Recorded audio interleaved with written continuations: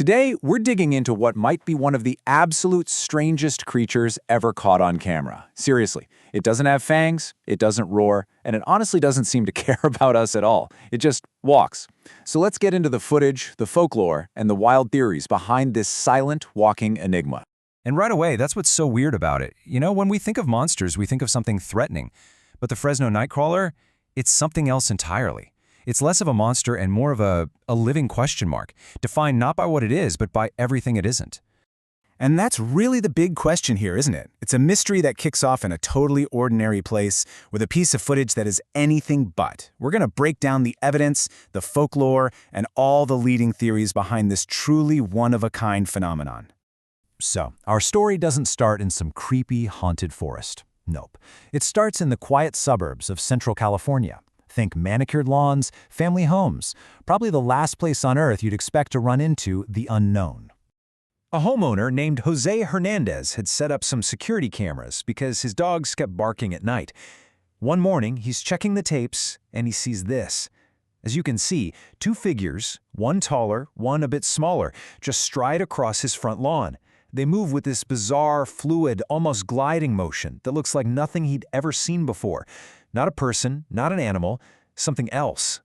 Well, once that video hit the internet, the story just exploded. But here's the thing. This wasn't just some one-off viral video. The mystery got a whole lot deeper when a second sighting popped up, and a team of professional investigators tried, and actually failed, to prove it was all just a fake.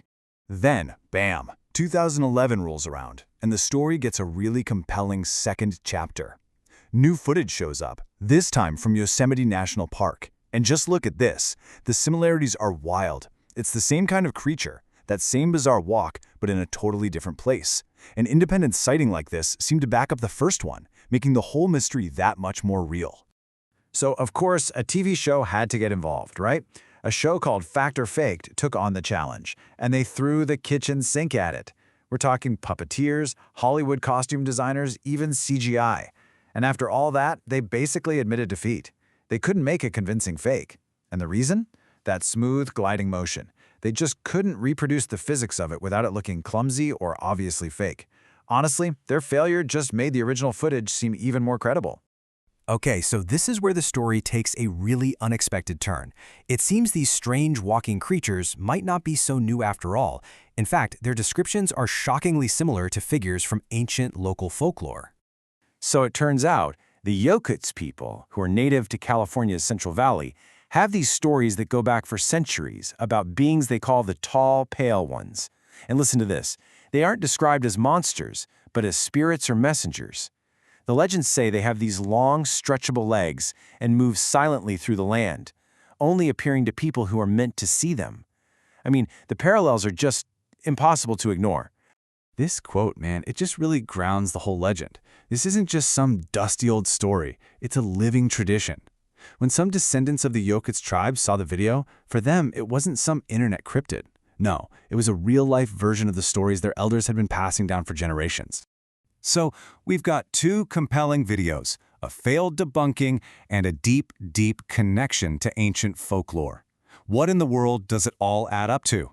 Let's walk through the leading theories, from the most logical to the most, well, out of this world. You gotta start here, right? The first suspect is always a hoax. In the age of viral videos and amazing special effects, this is just the most logical place to begin. Could someone have pulled off a really brilliant and very strange prank? I mean, the argument for a hoax is pretty strong. With modern special effects, a convincing fake is definitely possible. Skeptics will point out that the creatures are only on camera for a very short, almost convenient amount of time.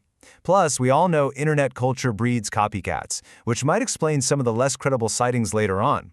But then you have this massive counterpoint. The Fact or Fake team, with a professional budget and crew, tried to replicate it, and they couldn't do it. Okay, so let's say it's not a hoax. What are we left with? Well, theory number 2 suggests the Nightcrawler is a cryptid, basically an undiscovered animal species that has just managed to avoid science until now. You know, some experts like cryptozoologist Dr. Todd Prescott argue that while its body shape is extreme, it's not biologically impossible. And as biologist Dr. Sarah Hernandez points out, hey, we're discovering new species all the time. More recently, some AI analyses of the footage even suggested its walk shows patterns consistent with a real organic being. But, and this is a big but, why would a creature evolve to be bright white? It's terrible camouflage. It just doesn't make a lot of evolutionary sense.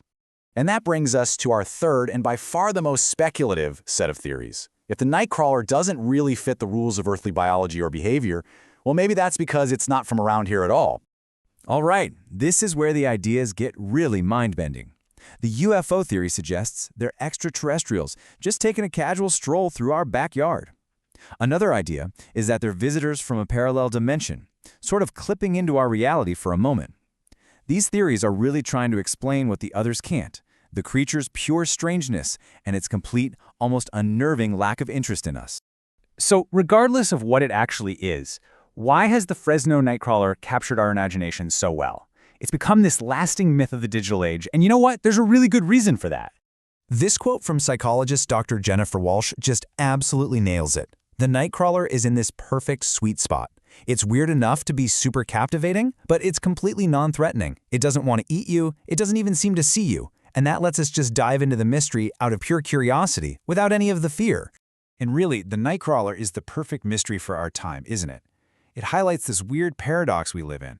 We have cameras everywhere, ready to document anything unexplained. But the very same tech that lets us capture this kind of evidence also makes it incredibly easy to fake. The footage is just clear enough to be compelling, but just grainy enough to leave that perfect little room for doubt. You know, what's really cool is what's happened in Fresno itself. For a lot of people there, the Nightcrawler isn't some spooky monster anymore. It's become this quirky, kind of hilarious mascot for the city. You see it in street art, on t-shirts. It's become a source of local pride that makes their town unique. And that leaves us with one final thought. In a world where we expect every single question to have an answer we can Google, the Nightcrawler is just stubbornly unexplained. Whether it's an alien, a spirit, or just a pair of pants on stilts, its endurance reminds us that the world might still have some corners that defy an easy explanation. And maybe, just maybe, in our age of instant answers, that's something we really need.